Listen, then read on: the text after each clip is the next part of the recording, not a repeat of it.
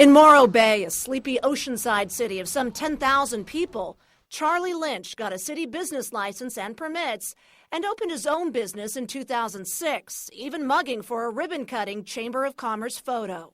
Charles, from the standpoint with Morro Bay, when he was law-abiding and did everything pursuant to that business license, we never had any problems whatsoever. Yet 1 year later, federal agents with guns raided Lynch's business and home, triggering the business's ultimate shutdown.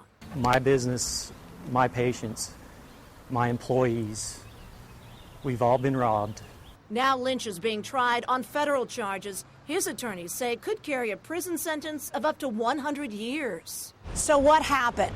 Charlie Lynch was operating a medical marijuana dispensary, a business now at ground zero in the intensifying conflict between state and federal law. Right now, a growing number of federal raids are taking place in California city after city, including 2 this week. Under California law, it is legal to have medicinal use of marijuana. So we can have these clinics where people who are suffering from pain can go under a prescription and get marijuana. But it's not legal under the federal law. It's a legal disconnect that people of California voted for in 1996. Many communities warmly welcomed dispensaries, but the risk of federal prosecution never went away. It certainly wasn't clear to our client whether the federal law even prohibited what he was doing. Should Charlie Lynch be crucified and sent to prison because of that conflict? In court, prosecutors contend Lynch should have known better, that he violated federal law by selling huge amounts of marijuana, some of it to teenagers.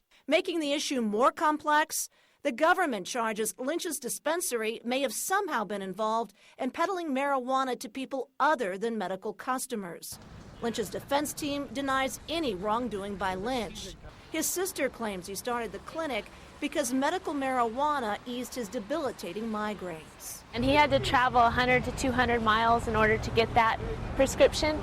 And so I think he felt that it would be really a good thing to have it in that area. But jurors in Lynch's case are not hearing about Lynch's migraines or his client's medical problems, like disabling stomach paralysis. When I use the medical marijuana, I can play with my grandchildren, I can cook for them, you know, and I'm not stoned, you know, I'm just normal. Lynch's attorneys say their defense has been handcuffed by court refusals to allow such evidence on the grounds why federal laws were broken isn't relevant. Those jurors are drawn from the community. They know what the overall fight is about. The defense does their darndest to get in front of the jury who the users, who the purchasers are, so that when they see people who are sick or they see people who are suffering in pain, they realize, maybe this isn't the biggest evil. While the jury makes its decision about Charlie Lynch, hundreds of other California dispensaries, their clients, and even the cities where they operate are watching. From my standpoint, issuing a business license that wouldn't put the city at jeopardy, but seeing this trial, maybe it could. Wondering about their own fates. Cara Finstrom for CNN, Los Angeles.